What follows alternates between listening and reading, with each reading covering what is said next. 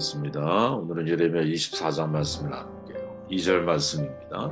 한 광주리에는 처음 익은 듯한 극히 좋은 무화과가 있고 한 광주리에는 나빠서 먹을 수 없는 극히 나쁜 무화과가 있더라. 여호와께서 내게 이르시되 예레미야야 내가 무엇을 보느냐 하시매 내가 대답하되 무화과 이온데 그 좋은 무화과는 극히 좋고 그 나쁜 것은 아주 나빠서 먹을 수 없게 나쁘니이다 하니 최악의 때로 최선이 될 수 있습니다. 그러니 너무 좌절하지 마십시오. 라는 제목으로 말씀 나누도록 할게요. 유다의 멸망기이죠. 유대인의 세 가지 부류로 분류가 됩니다. 첫째는 바벨론 포로로 끌려간 사람들이 있죠.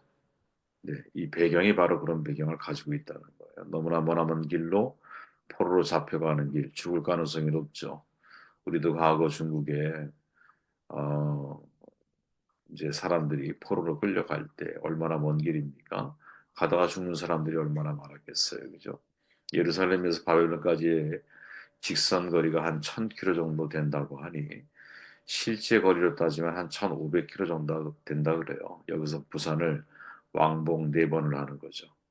왕복으로 2번이군요. 그죠? 그 상당한 거리인 거죠. 그 거리를 걸어가야 돼요.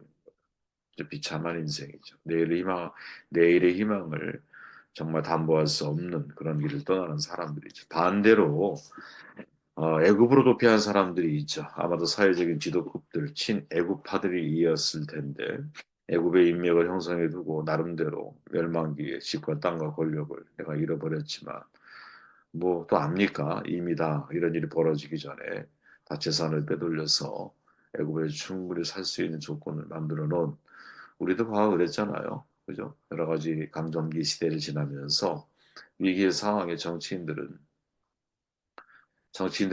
제일 중요한 제일 중요한 혜택이 뭘까? 가장 빠른 정보력을 가지고 있다라는 거거든요. 그래서 어디에 뭘 할지 그들은 이미 알아. 그러니까 주변 사람들을 동원해서 땅을 미리 사두기도 하고 뭐 이런 일들이 벌어지는 이유가 가장 빠른 정보력 때문에 그러는 거예요. 마찬가지죠. 애굽으로 도피한 사람들 뭐 왜 도피했을까? 너무나 당연하죠. 다 아니까 이미 다 그죠? 뭐 굳이 말하지 않아도 이런 사람들이 있었을 거라는 거예요. 마지막으로 유대에 남아 있는 사람들이 있죠. 비록 전쟁을 겪었지만 포로로 잡혀가지 않고 자기 고향에서 다시 옛날처럼 살아갈 수 있는 사람.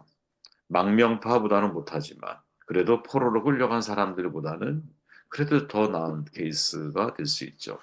그러니까 인간적인 관점으로 놓고 볼 때 이 세 집단 중에서 가장 불쌍한 사람은 포로로 끌려간 사람들이죠. 내일을 기약할 수 없기 때문에. 그런데 재밌는 건 뭐냐. 이런 가운데 예레미야를 통해서 하나님이 환상을 보여주시는데 두 개의 환상을 보는 거예요. 두 개의 광주리를 보고 한 광주리에는 좋은 무화과가 다른 광주리에는 먹을 수 없는 악한 무화과가. 재밌는 게 뭐냐. 5절에 의하면 극히 좋은 무화과는 바벨론으로 포로로 끌려간 사람들이요. 그들은 뭐 다시 회복될 거다. 되게 놀라운 거죠. 그리고 8절로 9절에 보면 악한 무화과는 애굽으로 도피했거나 예루살렘에 남아있는 백성들로 버림받게 될 것이다. 이렇게 정론을 하죠. 여러분 이게 이해가 되십니까? 그죠? 우리가 생각할 때 좋은 광주리에 담긴 좋은 무화과는 애굽에 간 사람들이잖아요. 그리고 그 다음 무화과가 남아있는 사람, 그 다음 무화과가 포로로 끌려간 사람들이죠. 애굽에 간 사람은 자기 힘으로 살아갈 수 있는 힘, 재력, 어떻게 보면 이미 다 빼돌려서 확보하고 있는 사람일 수 있고, 남아있는 사람은 되게 어려운 삶을 살잖아. 그죠? 폐허가 되잖아. 끌려간 사람들은 왜? 이미 좋은 거 다 훔쳐갔으니 일제강점기를 생각해보면 똑같은 거예요. 가만히 생각해보세요. 우리가 일제강점기를 겪었잖아. 그때를 생각해보면 친일 한 사람들은 잘 살잖아. 떵떵거리고. 그죠? 일반 소시민들은, 민초들은 여러분 힘들고 어려운 삶을 왜 착취당하니까.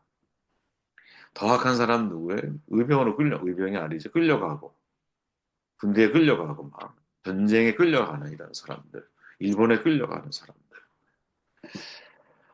우리도 그런 세월을 사실은 겪었기 때문에 이 말씀이 우리에게 있어서는 굉장히 큰 도전을 주죠. 여기서 생각할 게 뭐냐? 세상의 관점에서 베스트가 하나님의 관점에서 베스트가 아닐 수 있겠구나. 세상의 관점에서 worst가 하나님의 관점에서 베스트가 될 수도 있겠구나. 우리의 눈에 실패자로 보이는데 훗날 승리자가 될 수 있고, 지금 당장 승리자처럼 보이는데 훗날 실패자가 될 수도 있구나. 예루살렘에 남은 것처럼 별일 없이 지나갔다고 해서, 또 애굽으로 도망간 것처럼 별일을 피했다고 해서 잘된 것이 아니구나. 바벨론에 끌려가는 별일을 당했다고 해서 인생이 끝난 것도 결코 아니구나. 즉, 하나님의 마침표가 찍히기 전에 내가 마침표를 찍어서는 안 된다라는 거죠. 우리와 전혀 다른 관점을 가지고 계신 하나님. 그분의 관점으로 우리에게 주어진 상황을 보기를 노력해야 한다라는 거죠. 요셉이 여러분 형제의 손에 의해 아라비아 상인에 팔려갈 때 그가 머물게 된 집 보디발 장군의 집이잖아요. 최선을 다해. 근데 아내의 모함으로 감옥에 갔죠. 성실한 마음으로 죄수를 돌봐. 아무도 요셉의 형편을 돌보지 않아. 그죠? 그의 미래 불투명하기만 하죠. 그러나 하나님의 마침표가 찍힌 것은 아니었어. 첩첩산중이죠. 열심히 성실하게 더 살아가는데 더 상황은 안 좋아져. 참 인생 만사 세웅지 말한 말 너무 잘 알잖아요. 노인이 기던 말이 도망갔더니 준말을 데리고 왔고 아들이 말에 들어서 절름발이가 되었는데 갑자기 전쟁이 터졌어. 그 징병을 면해. 한치 앞을 알 수 없는 게 인생이다. 이런 말이죠. 유럽을 초토화시켰던 흑사병 잘 아시죠? 2천만 명 그 이상이 죽은 것으로 알고 있는데, 그죠? 근데 여러분, 이게 여러분 유럽 사회를 완전히 봉건 사회를 붕괴시키는 새로운 문명을 만드는 계기가 되잖아요. 왜? 인구가 급감하면서 노동력의 가치가 엄청나게 올라. 노동력을 구하기가 어려웠어. 영주들이 다 파산한 거죠. 이때 개인의 발견, 개인이 나타나기 시작한 건 아니겠어요? 그러니까 지금 당장은 혹은 수십 년 동안은 너무너무 어렵고 힘들고 괴로운 시기인데 이게 문화를 바꾸고 새로운 문명을 만들어내고 새로운 시대를 우리에게 어떤 도약하게 만드는 그리고 역전 산이 깎아져 내려오고 골짜기가 메워지는 역전 그죠? 어제까지 베스트의 삶을 선택한 사람 같은데 시기를 지나가면서 어느 순간 그 사람이 월스트의 자리에 머무르게 되는 그러니까 최악이 최선이 될 수도 있고 최선이 최악이 될 수도 있는 야 이걸 우리가 기억해야 하지 않겠는가 그러니까 중요한 삶의 교훈을 여러분 던져주고 있다고 저는 보거든요. 첫째 하나는 뭐냐? 오늘 일어난 일이 어떻게 바뀔지 아무도 알 수 없다라는 거예요. 생각해 보십시오. 오늘의 최악이 내일의 최선이 될 수 있는데 바벨론 포로로 끌려간 사람들과 신변의 안전을 위해서 애굽으로 피신한 사람 누가 보아도 여러분 애굽으로 피신하는 사람이 안전하죠. 포로로 끌려간 사람들의 미래 어두워요. 그런데 예레미야는 그들이 극히 좋은 무화과라는 메시지를 받게 돼. 훗날 70년 후에 그것이 현실이 되고 바로 그들이 유대 사회를 이루는 중심이 되잖아요. 그래서 유대인이라고 불려진 이유가 바로 그들이 중심이 되기 때문에 그죠? 전화위복이 되고 있다라는 거죠.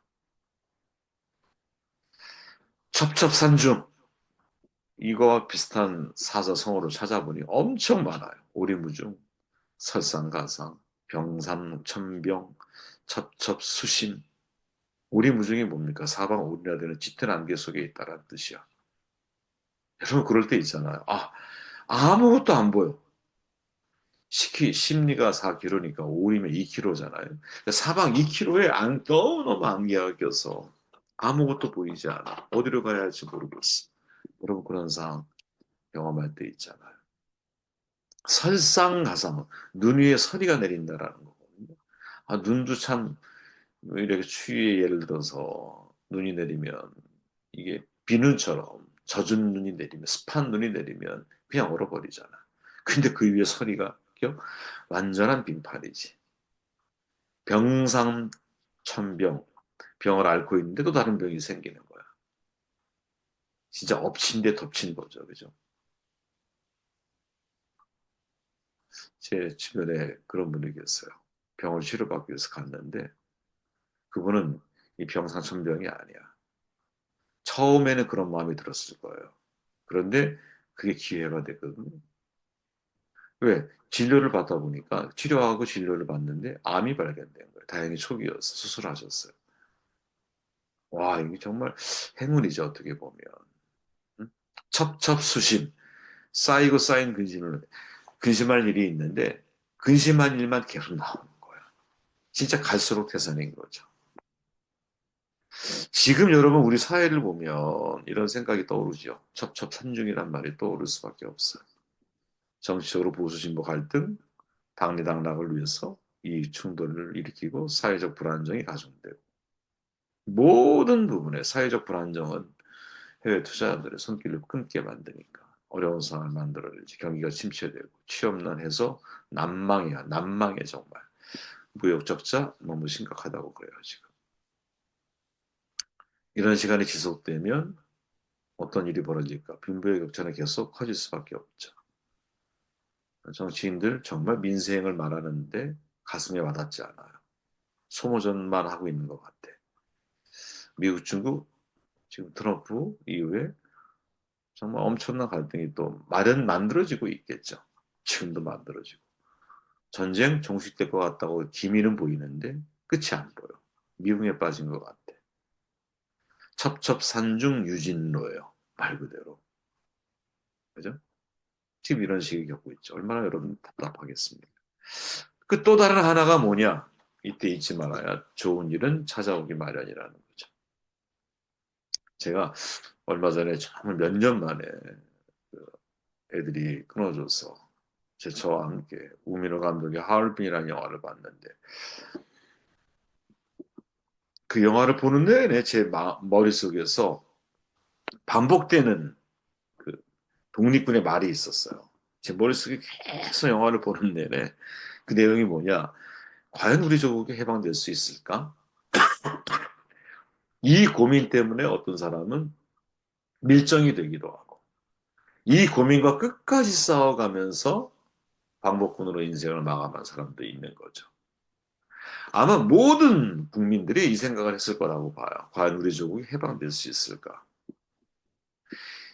왜 이 질문이 저에게 아주 심각하게 아주 의식화되어진 질문처럼 다가왔냐면 하얼빈 사건이 언제 일어났는지 아시죠? 1910년 10월 26일 날. 근데 해방이 언제 이루어집니까? 1945년 8월 15일 날. 그러면 이 이야기를 하고 있는 독립군의 입장에서 35년의 시간이 흐른 거죠.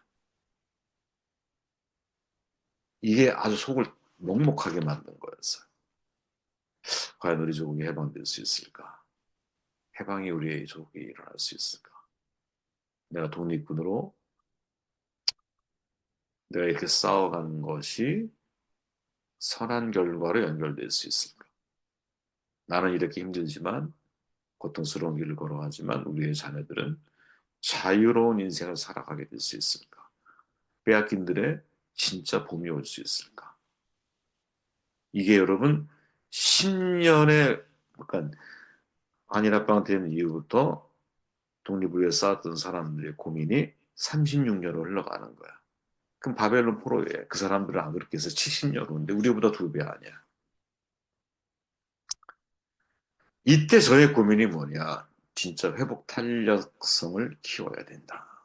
오늘날 우리 한국에 살아가고 있는 그리스도인들 특별히 세상 사람들은 뭐 굳이 얘기할 필요 없고 예수 믿는 우리에게 진짜 필요한 게 뭐냐. 리실리언스라고 그러죠. 회복 탄력성. 저는 이게 정말 중요하다고 생각해요. 정말 중요하다. 회복 탄력성. 어떻게 회복 탄력성을 키울 수 있을까? 여기에 관련된 책을 읽어보면 이런 이야기들을 해요. 그 중에 첫째가 뭐야? 현실을 수용을 해야 한다. 현실을 수용해야 한다. 그리고 중요한 강력한 프레임워크가 있어야 된다는 거죠. 그리고 내 앞에 미래에 대해서 내가 성취하고자 하는 것이 정확하게 뭔지 비전과 목표를 내가 가져야 된다. 이게 하얼빈이라고 하는 영화에서 그죠? 중간에 밀정이 되는 선택을 하는 사람이 나오잖아. 그리고 끝까지 독립을 위해서 자신의 목숨을 초계처럼 버린 사람들도 등장을 하잖아요. 그죠? 이게, 이게 36년의 역사 속에서 계속 지속적으로 발생했던 일이거든요. 그러면 마지막까지 포기하지 않고 도전하는 사람들은 누구였겠느냐? 비전과 목표가 명확한 사람인 거지. 내가 성취하고자 하는 것이 무엇인지 분명한 사람이야. 현실을 피하려고 하자. 현실을 직시하면서 내가 얻으려고 하는 것이 정말 뭔지. 이게 여러분, 우리 기독교 인식으로 표현 만약에 해본다면, 환란 중에서도 하나님을 향한 소망의 인내를 포기하면 안 되는 거라는 거죠. 왜? 주님이 나와 동행하고 계시니까. 또 우리의 목표는 분명하니까. 그죠? 사명다 감당하고 마지막 하나님 앞에 서게 될 때, 이때를 생각하면서 오늘을 살아갈 줄 알아야 되는 것이죠. 저는 여러분, 24장에서 참 우리에게 특히 한국의 역사 속에서 경험했던 중요한 것을 경험을 해요. 야, 최악의 때로 최선이 될 수 있다. 절대로 과정 중에 포기하지 말자. 회복 탄력성을 키워가야 한다. 분명한 비전과 목표가 우리 가운데 있어야 된다. 그래야 마지막까지 완주하는 사람이 된다. 성경에 나타난 수많은 믿음의 선배들의 모습이 뭡니까? 그들의 앞에 사자굴에 던져줘도 그저 그리 아니하실지라도 고백하며 나은 사람들이야. 그저 십자가에 거꾸로 매달려 죽어도 끝까지 당신을 완주하는 사람이 되십시오. 아내의 콘크리디아의 말을 듣고 베드로는 순교하는 거예요. 그죠? 수 없는 매질, 강도, 위험, 수많은 고통에 노출된 사도 바울이지만 표대를 향해 달려가는 거예요. 믿음의 선한 싸움을 싸워가는 거예요. 이게 저와 여러분들의 모습이 되시기를 주의 이름으로 축원합니다.